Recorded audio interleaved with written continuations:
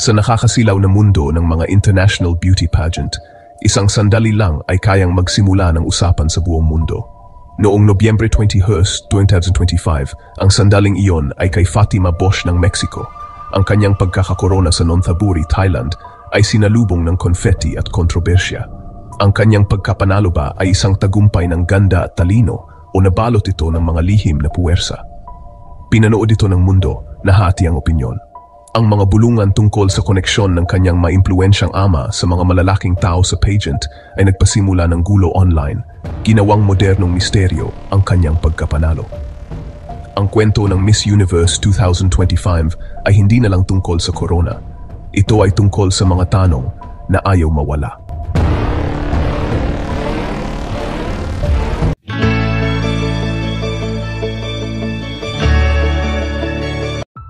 Para maintindihan si Fatima Bosch, babalik tayo sa Guadalajara, Mexico. Isang lungsod na puno ng kasaysayan, kultura at mga kwento ng tagumpay, kung saan nagtagpo ang pribilehiyo at walang humpay na ambisyon. Sa mga kalsadang ito, nagsimula ang kwento ng isang batang babae na may pangarap na lampas sa inaasahan ng kanyang pamilya. Pinalaki ni Alejandro Bosch, isang malaking tao sa logistics.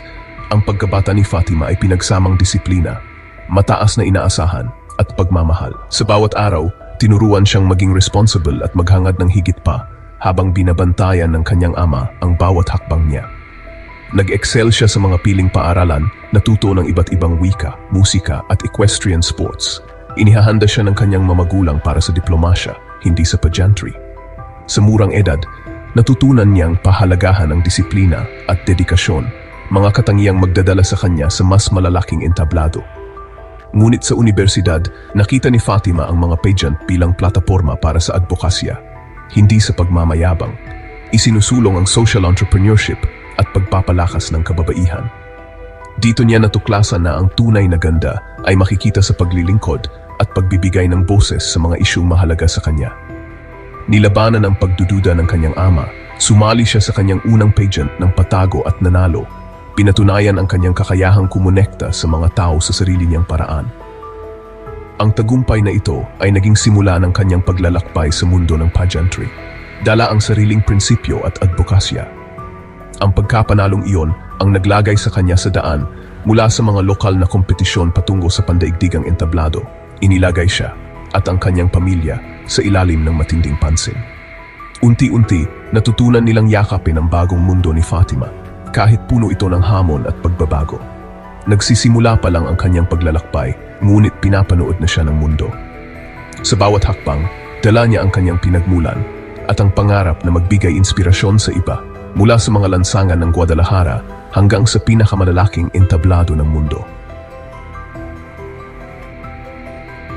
Ang pagpapalaki kay Fatima ay isang maingat na balanse ng talino at pag-unawa. Sa bawat araw ng kanyang kabataan, hinubog siya ng mga aral at pagmamahal ng kanyang pamilya na nagbigay sa kanya ng matibay na pundasyon para harapin ang mundo. Tinuruan siya ng kanyang ama na tingnan ang mundo bilang isang network ng mga pagkakataon, na bawat sulok ay may bagong matutuklasan at bawat hamon ay may kasamang aral. Sa mga simpleng pag-uusap nila, natutunan niyang mangarap ng malaki at magplano para sa hinaharap. Habang ang kanyang ina naman ay nagpapatibay sa kanyang pagiging malikhain at pagmamalasakit sa lipunan, tinuruan siyang pahalagahan ang sining at ang pagtulong sa kapwa. Sa bawat proyekto at gawaing pangkomunidad, natutunan niyang ang tagumpay ay mas matamis kapag ito ay naibabahagi. Ang kanyang tagumpay ay bunga ng sipag, tiyaga at suporta ng kanyang pamilya. Naglunsad siya ng mga proyekto na pinagsasama ang negosyo at epekto sa lipunan. Pinapakita ang kanyang kakayahan na mag-isip ng makabago at magbigay ng solusyon sa mga problema ng komunidad. Hindi lang siya basta achiever, kundi isang huwaran ng modernong kabataan. Gayunpaman, ang kanyang mayaman na pinagmulan ay naging parang espada na may dalawang talim, patunay ng kakayahan para sa ilan, ngunit para sa iba, ito ay ebidensya ng hindi patas na kalamangan. Marami ang humahanga sa kanyang tagumpay, ngunit may ilan ding nagdududa at nag-ugnay ng kanyang mga narating sa pribilehiyong tinatamasa niya mula pagkabata. Nakita siya ng mga taga-suporta bilang simbolo ng sipag. Para sa kanila, siya ay patunay na ang determinasyon ay kayang lampasan ang anumang hadlang. Ang mga kritiko naman, bilang benepisyaryo ng impluwensya ng pamilya, ay patuloy na nagbubukas ng diskusyon tungkol sa tunay na sukatan ng tagumpay.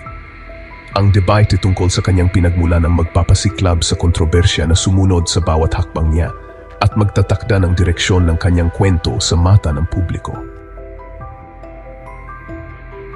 Nilapitan ni Fatima ang pageantry na may katumpakan ng isang strategist. Ang kanyang advokasya para sa impact investing ang nagpabukod sa kanya dahil ginamit niya ang spotlight para itaguyod ang mga solusyon sa negosyo para sa kabutihan ng lipunan. Maingat niyang inihanda ang bawat yugto, pinahanga ang mahurado sa nilalaman kaysa sa mga walang saysay na salita. Nang manalo sa Mexicana Universal 2025, walang humpay siyang nagsanay para sa pandaigdigang entablado. Media, diplomasya at public speaking ang naging pang-araw-araw niyang gawain.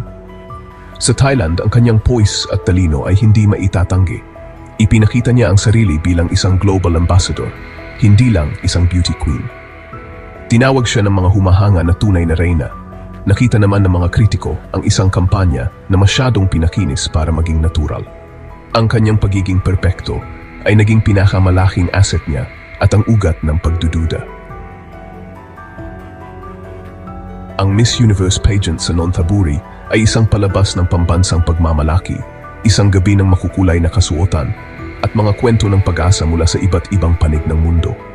Sa bawat hakbang ng mga kandidata, ramdam ang tensyon at pananabik ng lahat ng naroon. Ang paborito ng mga tao ay si Pravener Singh ng Thailand, na bawat galaw ay nagpapakilig sa arena. Ang kanyang presensya ay tila sumasalamin sa lakas at sigla ng kanyang bansa, at bawat ngiti niya ay sinasagot ng masigabong palakpakan.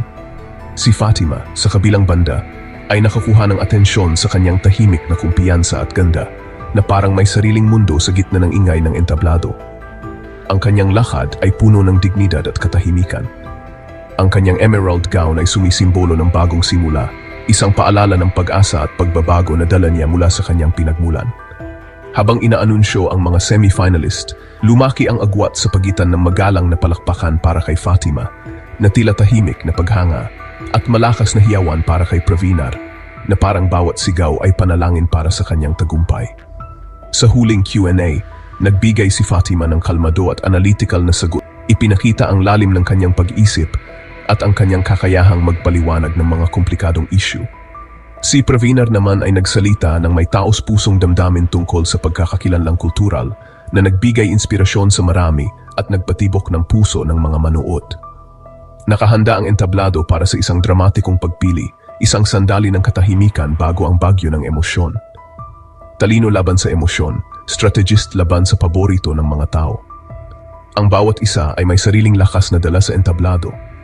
Habang magkahawak kamay ang dalawang babae, nakita ng mundo hindi lang ang mga kalahok, kundi dalawang pananaw kung ano ang maaring maging isang reyna, isang simbolo ng pag-asa at pagbabago, o isang tinig ng tradisyon at damdamin.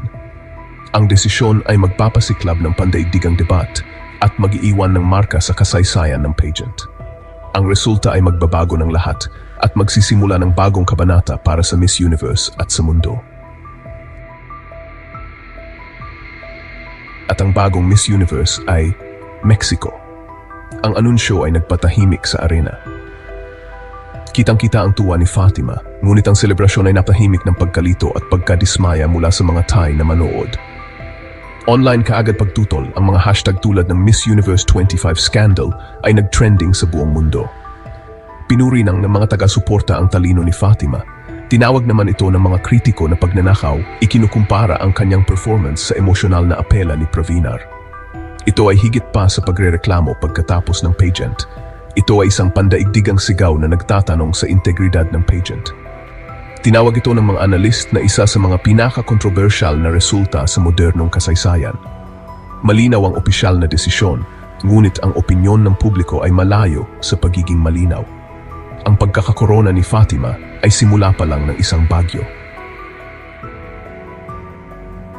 Ang kontrobersya ay agad na umikot sa isang bulungan, isang business deal sa pagitan ng ama ni Fatima at ni Raul Rocha, isang taong konektado sa parent company ng pageant. Walang lumabas na ebidensya, puro anonymous na post lang at mga koneksyon na hindi direkta. Gayunpaman, ang bulungan ay nagbigay ng madaling paliwanag para sa mga nakaramdam na dinaya Ginawang kwento ng corporate intrigue ang desisyon ng hurado. Ang pananahimik ng Miss Universe organization ay lalo lang nagpasiklab sa haka-haka. Ang Rocha Connection ay naging tawag sa lahat ng pinagdududahan ng mga tao tungkol sa resulta. Totoo man o hindi, ang bulungan ay naglagay ng anino sa paghahari ni Fatima. Bawat galaw niya ay susuriin na ngayon para sa pagiging totoo. Sa Mexico, ang pagkapanalo ni Fatima ay nagdulot ng pambansang pagdiriwang, mga paputok, mga headline at pagmamalaki. Sa Thailand, ang pakiramdam ay pagluluksa at galit. Si Pravina ay tinuring na rin ng mga tao. Sa buong mundo, nagkawatak-watak ang komunidad ng pageant. May mga nagtanggol sa desisyon ng mga hurado. Ang iba naman ay kinondena ang hindi pagpansin sa damdamin ng publiko. Nagkaroon ng matinding debate online. Dapat ba ang isang reyna ay madaling lapitan at charismatic o pinakinis at profesional? Ang kontrobersya ay muling nagpasiklab ng mga tanong tungkol sa kung ano ang dapat na kinakatawan ng mga pageant sa modernong panahon. Si Fatima ay naging simbolo ng isang nahati na mundo, hinahangaan ng ilan, pinagdududahan ng marami. Ang corona ay kanya, ngunit ang pagtanggap ay malayo pa sa katiyakan. Habang kumakalma ang sitwasyon, sinisimulan ni Fatima Bosch ang kanyang paghahari sa ilalim ng matinding pagsusuri. Bawat kilos, bawat salita ay huhusgahan ng mundo na nagtatanong pa rin sa kanyang pagiging lehitimo. Kaya ba niyang lampasan ang kontrobersya at patunayan ang kanyang sarili sa pamamagitan ng kanyang trabaho? Naniniwala ang kanyang mga taga-suporta na ang kanyang talino at advokasya ay magpapanalo sa mga puso. Ang kanyang mga kritiko ay nananatiling hindi kumbinsido. Ang legacy ng kanyang paghahari ay hindi pa nasusulat. Maalala ba siya sa iskandalo o sa pagbabago ng kahulugan ng pagiging reyna? Pinapanood siya ng mundo. Ang totoong kwento ng Miss Universe 2025 ay nagsisimula pa lang. Batay sa kabuuang performance sa lahat ng aspeto at rounds ng kompetisyon.